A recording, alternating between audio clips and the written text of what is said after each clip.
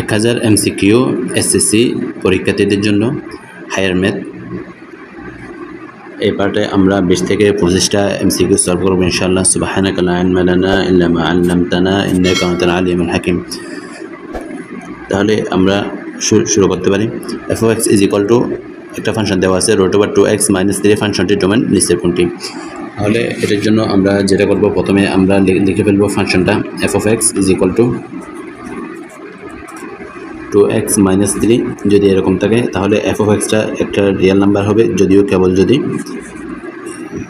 এখানে যেটা আছে সেটার জন্য আমাদের রিয়েল নাম্বার হয়, অর্থাৎ এটা যেন আমাদের ইমাজিনারি না হয়, অর্থাৎ তাহলে <= 0। তাহলে অসমতার ক্ষেত্রে পক্ষান্তর করা যায় না, সেজন্য আমরা একই সংখ্যা উভয় পাশে আমরা যোগ বা বিয়োগ করব। তাহলে এখানে আমরা উভয় পাশে কত যোগ করব? 3 যোগ করব।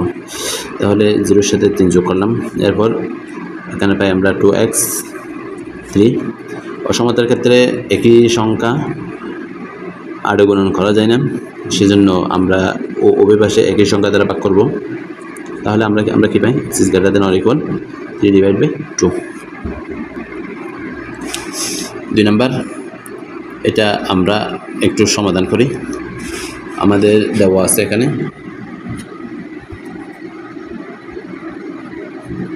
log a এর x ভিত্তিক log ইন্টু b এর a ভিত্তিক log ইন্টু c এর b ভিত্তিক log ইন্টু y এর c ভিত্তিক log। তাহলে আমরা একটা সূত্র জানি, সেটা হচ্ছে m এর a ভিত্তিক লগকে আমরা এভাবে লিখতে পারি n ইন্টু nm। এখানে আমরা এভাবে লিখতে পারি। তাহলে এখন আমরা এখানে আমরা এটা অ্যাপ্লাই করি। a এর x ভিত্তিক লগ ইন্টু এখানে b আছে, এখানেও b আছে, এখানে c আছে। তাহলে এই দুটাকে আমরা প্রথমে একটু মডিফাই করে নিই।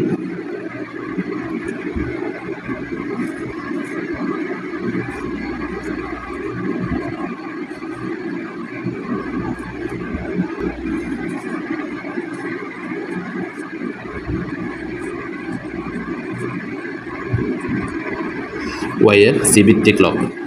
আবার আমরা জানি লগ b এর a ভিত্তিক লগকে এভাবে লেখা যায় 1/a এর b ভিত্তিক লগ এভাবে লেখা যায়। তাহলে এই সূত্র আমরা এখানে অ্যাপ্লাই করি। a এর x ভিত্তিক লগ ইন্টু c এর a ভিত্তিক লগ, এটাকে আমরা এভাবে লিখতে পারি c এর b ভিত্তিক লগ ইন্টু c এর b ভিত্তিক লগ y এর c ভিত্তিক লগ। এটা ক্যান্সেল। a এর x ভিত্তিক লগ, এটাকে আমরা একটু সাজিয়ে লিখি আমাদের সুবিধার জন্য। এটা যেভাবে আছে এভাবে থাক, এটাকে আমরা একটু সাজাবো।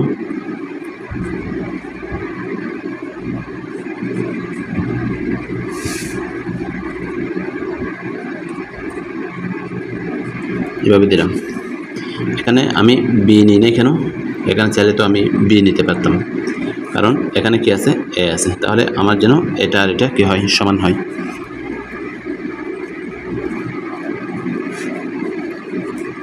তাহলে এটাকে আমি a আকারে লিখব 1/c এর a ভিত্তিক লগ, c এর ভিত্তিতে চলে গেল ay ভিত্তি সেম, এখানে a ভিত্তি, এখানে x ভিত্তি। তাহলে কোনাকুনি এটা কি আছে? সমান আছে, আমরা লিখতে পারি তাহলে y এর x ভিত্তিক লগ। এটা হয়ে গেল। সমীকরণে x সমান কত দেওয়া আছে আমাদের? 4x - 1 - x² = 0। -1 যদি আমরা কমন নিই, -4x + 1 = 0। তাহলে এটাকে আমরা দ্বিঘাত সমীকরণ থেকে আমরা কি জানি? x = -b + root over b square minus 4ac divide by 2a। এই সূত্র আমরা এখানে অ্যাপ্লাই করব। এখানে x এর সহগ কত? -4, x স্কোয়ার সহগ কত? 1, তাহলে 1 তো এখানে c হচ্ছে কনস্ট্যান্ট, তাহলে আমরা লিখতে পারি -b বলতে এখানে কত? -b, তাহলে -4, b এর মান বসালাম -4 plus minus root over -b অর্থাৎ -4 whole square minus 4 1 1 divide by 2 into 1 অর্থাৎ এর মান কত? 1। এর মান কত? এখানে 1। এ বলতে এখানে x স্কোয়ারের সহগ, b বলতে এখানে -4, c বলতে এখানে যে কনস্ট্যান্টটা আছে সেটা, অর্থাৎ যেটার সাথে কোনো ধরনের চলক কি নাই, যুক্ত নাই। তাহলে এখানে আমরা পাচ্ছি 4 divide plus minus 16 -4 12 divide by 2, তাহলে 12কে লেখা যায় 4 ইন্টু 3, উপর যদি আমরা দিয়ে স্কোয়ার রুট তাহলে 2 স্কোয়ার ইন্টু 3, তাহলে স্কোয়ার রুট চলে যায়, তাহলে এটা থেকে অনলি 2√3। 2 যদি আমরা কমন নিই তাহলে আমরা পাবো এখানে 2 plus minus root over 3 divide by 2, তাহলে এই 2 গেল ক্যান্সেল, তাহলে x ইজ ইকুয়াল টু আমরা কি পেলাম? আমরা পেলাম 2 প্লাস মাইনাস রুট ওভার 3। এরপরটা তাহলে c into x plus a less than b এবং c is greater than b হলে তাহলে নিচের কোনটি সঠিক? আমাদের কি দেওয়া আছে? আমাদের দেওয়া আছে c into x plus b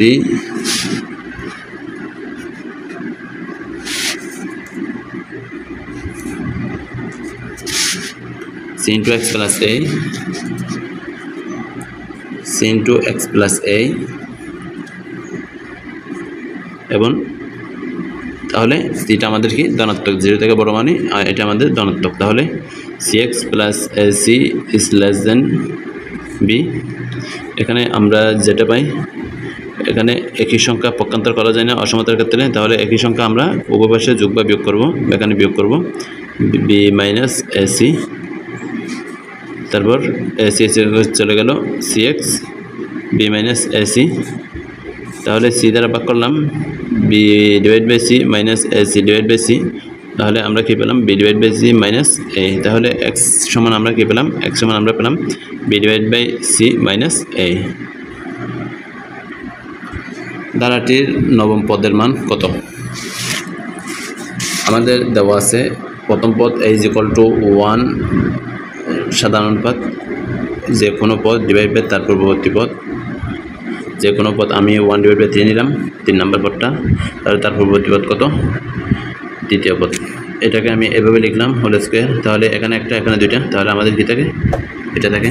তাহলে আমরা জানি n তম পদ, n এর টার্ম a আর to the power n minus 1, তাহলে আমাদের নবমতম পদ কত হবে? নবমতম পদ হবে a আর 9 মাইনাস 1, অর্থাৎ আমরা যদি মান বসাই 1 into 1 divide by root over 3 8, তাহলে এটাকে লেখা যায় 1 divide by root over 3 whole square 4, তাহলে হোল স্কোয়ার আর স্কোয়ার চলে গেল, তাহলে 1 ডিভাইড বাই 3 টু দি পাওয়ার 4, অর্থাৎ 3 এর পাওয়ার কত?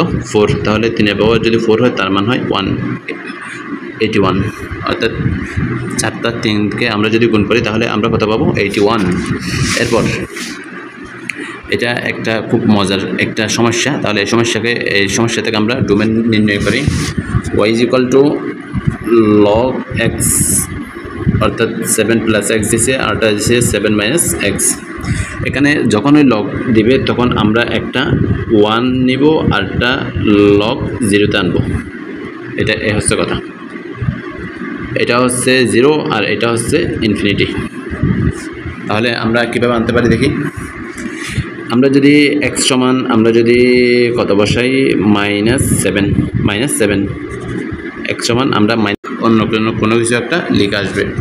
আবার আমরা যখন x এর মান 7 বসাবো তখন y is equal two log 7 plus 7 minus এটা হয়ে যাবে 1 log 1, এটার মান কত? 0, এটার মান কত? 0। যদি আমরা 7 বসাই তাহলে আমরা কি পাবো? log 14 ডিভাইড বাই 0 আমরা কি পাই অনির্ণেয় আকার পাই এটাকে আমরা কি দ্বারা ডিনোট করলাম ইনফিনিটি দ্বারা ডিনোট করলাম তাহলে অতএব আমাদের ডোমেন অফ কত পেলাম ডোমেন অফ পেলাম -7 থেকে 7 -7 থেকে 7 এটা শেষ তারপর এটার আংশিক ভগ্নাংশ কত হবে দেওয়া আছে আমাদের কত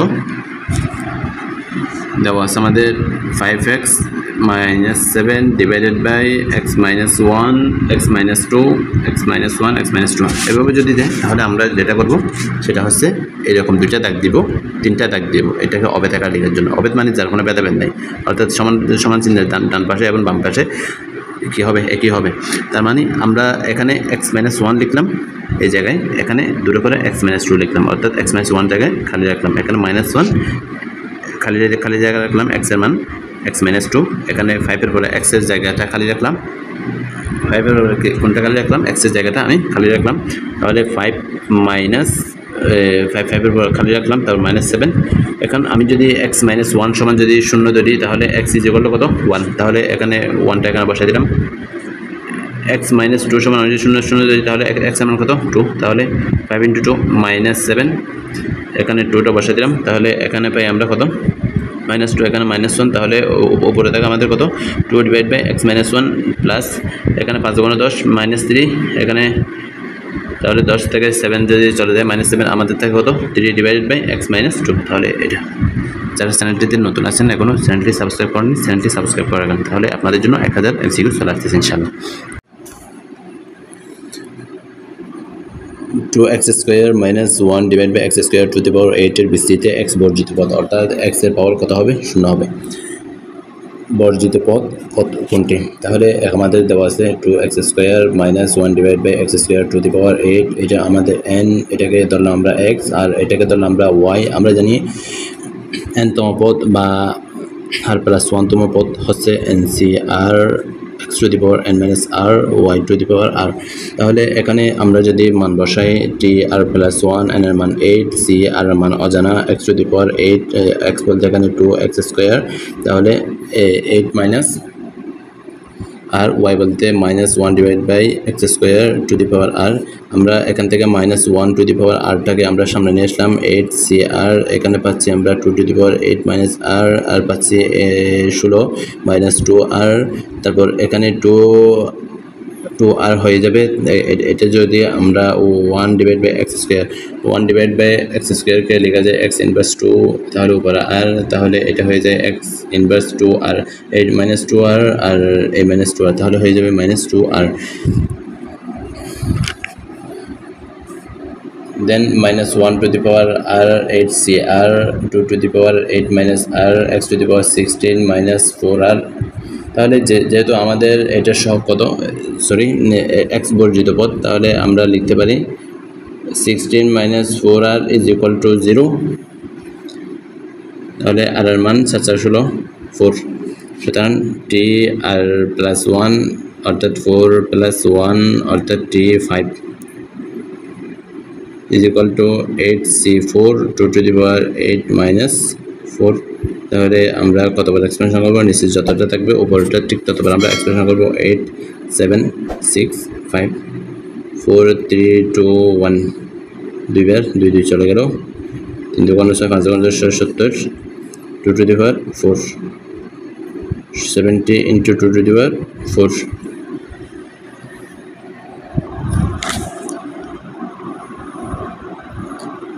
0.12 0.0012 0.34012 up to infinity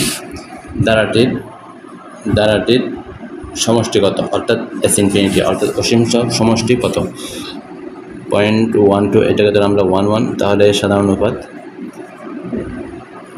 12 divide by 0.12 তাহলে আমরা পেলাম 0.01 এটা 1 থেকে ছোট তাহলে s ইনফিনিটি থাকবে s infinity s suffix infinity divide by 1 - r তাহলে মান বসাই দিই 0.12 ডিভাইড বাই 1 - 0.01 এখানে পাবো আমরা উপরে পাবো 0.12 3 দ্বারা ভাগ করি 33, 3 4 12 শেষ। এখানে একবার ঘর আছে, দশমিক এখানেও একবার ঘর আছে, সেজন্য এই দুইটা আমরা বাদ দিতে পারি। 10 - 25 পাই ডিভাইড বাই 6, তাহলে আমরা লিখি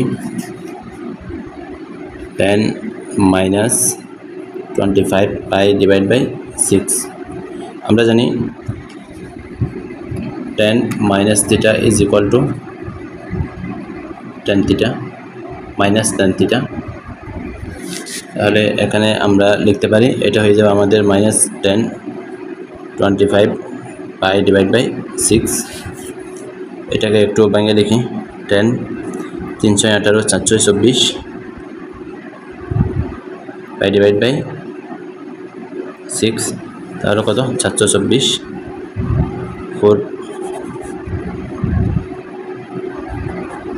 4 pi plus pi divide by 6। তাহলে এখানে কত পাই অতিক্রম করবে 4 পাই। কত পাই 4 পাই। তাহলে 4 পাই যদি অতিক্রম করে আমরা যদি কোঅর্ডিনেট হিসাব করি 1 পাই 2 পাই 3 পাই 4 পাই, এখানে প্লাস আছে সেই জন্য এটা অতিক্রম করে ফার্স্ট কোয়াড্রেন্টে যাবে মাইনাস 10 পাই ডিভাইড বাই 6। আমরা জানি কত ডিগ্রি 60 ডিগ্রি 30 ডিগ্রি 30 ডিগ্রির মান 1 ডিভাইড বাই √3। তারপর বি সূক্ষ্মকোণ হলে এসি স্কয়ার মান কোনটি? বি যদি সূক্ষ্মকোণ হয় তাহলে এসি স্কয়ার মান কোনটি? তাহলে এটা AB square plus BC square minus 2bc into B, AB square plus AC square, AB square plus BC square minus 2bc into BD. তারপর 2 ডিগ্রি সমান কত রেডিয়ান? 2 ডিগ্রি সমান 1 ডিগ্রি সমান আমরা জানি পাই বাই 180, তাহলে 2 ডিগ্রি সমান কত 5/90। 13 - 26 বিন্দু দিয়ে গমনকারী,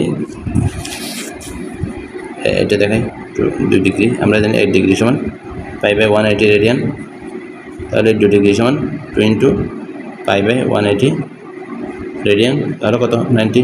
তাহলে পাই ডিভাইড বাই কত পাই ডিভাইড বাই 90। 13 - 26 13 - 2 - 6, তাহলে ডাল আমরা জানি slope m = y2 - y1 x2 - x1, this is y2, this is y1, this is x2, this is x1। তাহলে মান বসাই দিই -6 - 3 x2 কত -2 -1, তাহলে কত 3।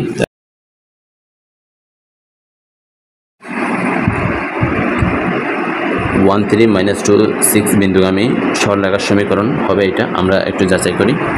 আমরা জানি সরলরেখার সমীকরণ যখন ডাল নির্ণয় করব তখন সমীকরণ নির্ণয় করতে হবে। তাহলে y - y1 = m × x - x1। এখানে y1 হচ্ছে 3, x1 হচ্ছে 1, তাহলে y - 3 m × ডাল আমরা নির্ণয় করছি 3 x - 1, তাহলে y =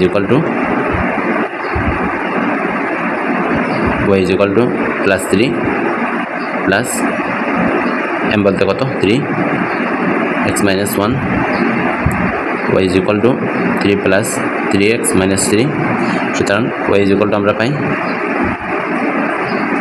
3x। তাহলে এটা মূল বিন্দুগামী, কারণ মূল বিন্দুগামী সরলরেখার সমীকরণ হচ্ছে x প্লাস y হচ্ছে মূল বিন্দুগামী সরলরেখার সমীকরণ। তাহলে এটার সাথে যদি আমরা তুলনা করি বা y = আমরা কি জানি mx + c, তাহলে সিটা হচ্ছে এখানে খণ্ডিত অংশ ওই অক্ষ থেকে। তাহলে এখানে যদি সি যদি 0 হয় mx, তাহলে এটা হচ্ছে আমাদের মূল বিন্দুগামী সরলরেখার সমীকরণ। তাহলে আমরা কত পেলাম? রেখাটির মূল বিন্দুগামী হবে, কিন্তু সরলরেখাটির সমীকরণ কত হবে 3x - y, 3x - y। এটা গেল। সকাল 8:20 ঘড়ির কাঁটা ও মিনিটের কাঁটার অন্তর্গত কোণ কত হবে? এটার জন্য আমরা একটা সূত্র জানি, থিটা ইজ ইকুয়াল টু আমরা জানি half of 60 hour minus 11 minute. এখানে কত আওয়ার কত 8টা 20 মিনিট, তার মানে 60 ইন্টু 8 মাইনাস মিনিট কত 20 মিনিট। 480 6 48 220 তাকে আমাদের 260, তাহলে আমাদের থাকবে 30 ডিগ্রি।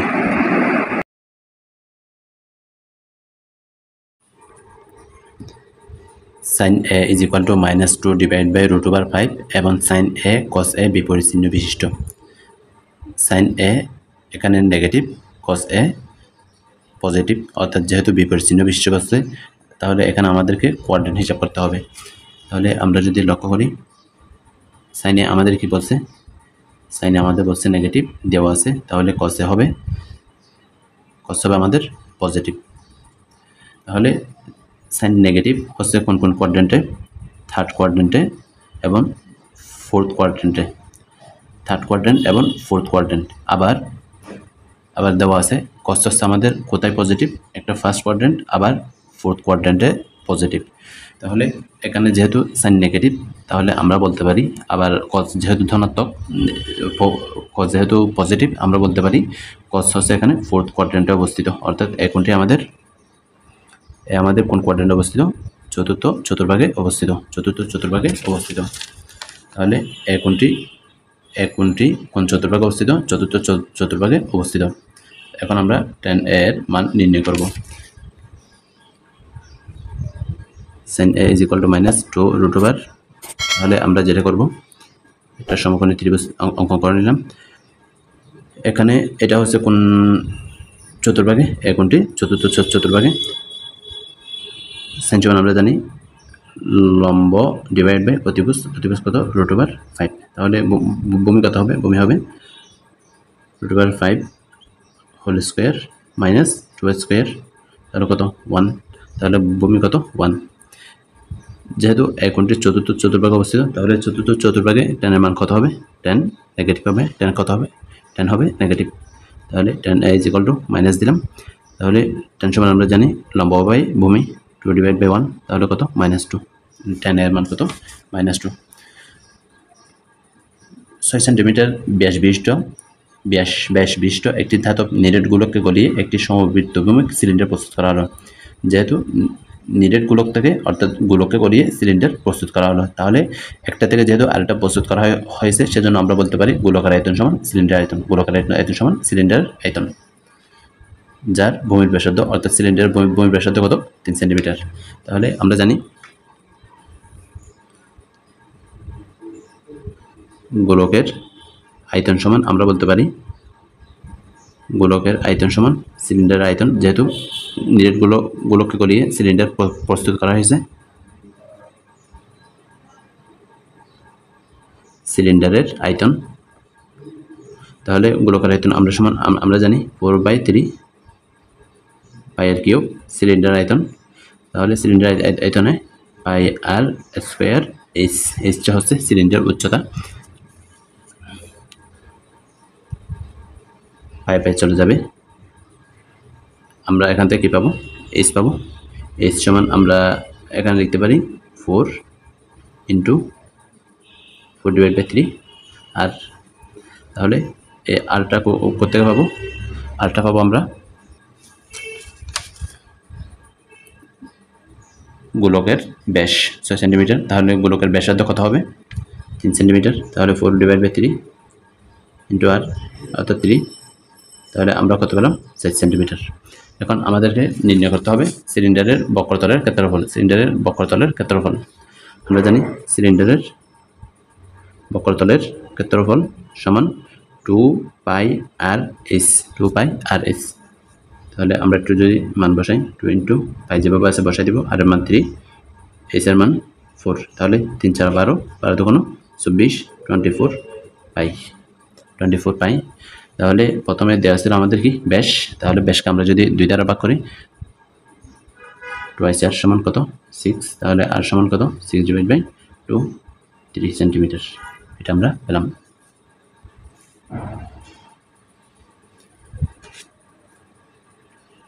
কোনো নির্দিষ্ট ভেক্টর মূলবিন্দু ও এর সাপেক্ষে ও এ ও বি বিন্দুর অবস্থান ভেক্টর যথাক্রমে এ ও বি হলে নিচের কোনটি সঠিক? আমরা এতে কিছু বিবেচনা করব না মূল বিন্দুতে। তাহলে জিরো ভেক্টর, আমরা একটা ত্রিভুজ ড্র করি। এটা হচ্ছে আমাদের কাঙ্ক্ষিত মূল বিন্দু। একটা এ ধরলাম, বি ধরলাম, এখান থেকে একটা আর একটা এদিকে। তাহলে দুইটা যেদিকে হবে 3 নাম্বারটা হবে তার বিপরীত দিকে, অর্থাৎ ও থেকে বি। তাহলে এর অবস্থান ভেক্টর আমরা এ দ্বারা, বি এর অবস্থান ভেক্টরকে আমরা বি দ্বারা ডিনোট করলাম। সাধারণত আমরা যেভাবে মনে রাখবো সেটা হচ্ছে যদি এ বি, এটাকে আমরা কীভাবে মনে রাখবো?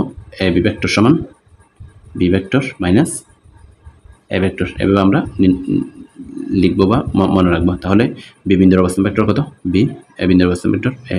তাহলে এ বি সমান আমাদের কত? বি মাইনাস এ, বি মাইনাস এ। একটি নির্দিষ্ট ত্রিভুজ অঙ্কন করা যাবে যদি আমাদেরকে কী দেওয়া থাকে? ভূমি দেওয়া থাকে, শিরোকোণ দেওয়া থাকে এবং অপর দুই বাহুর সমষ্টি বা অন্তর দেওয়া থাকে। একটা কথা।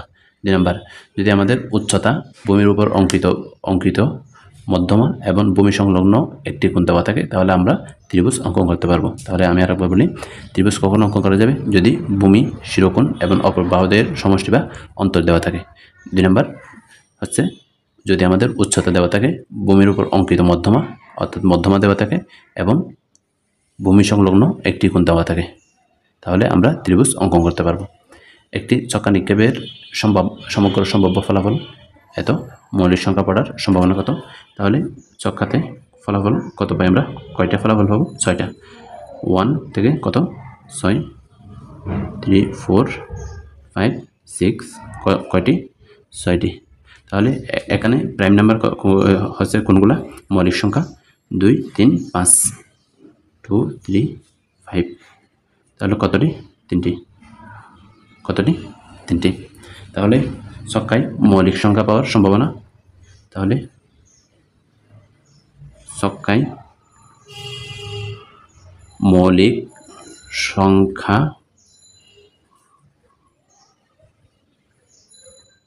পাওয়ার সম্ভাবনা কত? অনুকূল ফলাফল কত? 3টা। সমগ্র ফলাফল কয়টা? 6টা। হাফ। শেষ।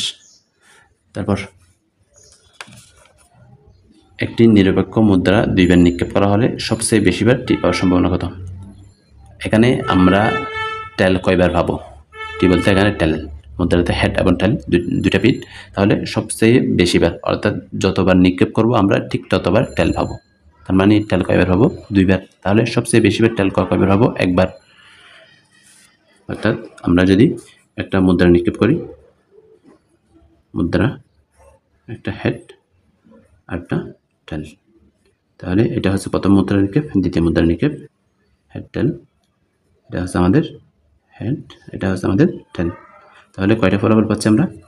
Head head, head tail, tail head, tail tail. তাহলে কয়টা ফলাফল পাচ্ছি আমরা? Head head, head tail, tail head, tail tail. কয়টা? 4টা ফলাফল পাচ্ছি আমরা। কয়টি? 4টি। তাহলে সবচেয়ে বেশিবার টি আছে কোথায়? কয়টা? একটা। অর্থাৎ আমি বলছিলাম মুদ্রা যতবার নিক্ষেপ করা হবে ঠিক ততবার আমরা হেড পাবো, ঠিক ততটি হেড পাবো, ঠিক ততটি আমরা টেল পাবো। তাহলে সবচেয়ে বেশিবার টেল পাওয়ার অনুকূল ফলাফল কয়টা? একটা। সবচেয়ে বেশিবার টেল একটি। তাহলে সম্ভাবনা কত? অনুকূল ফলাফল 1, সমগ্র ফলাফল 4। তাহলে 1/4টি। একটি চাকার ব্যাস 3.1416 মিটার হলে চাকার পরিধি কত মিটার? আমরা জানি চাকার পরিধি 2πr। তাহলে এখানে আমাদের দেওয়া আছে চাকার ব্যাস হচ্ছে 2r পাই। তাহলে ব্যাস সমান দেওয়া আছে 3.1416 ইন্টু পায়ের মান বসাই 3.1416। তাহলে 3 3 9।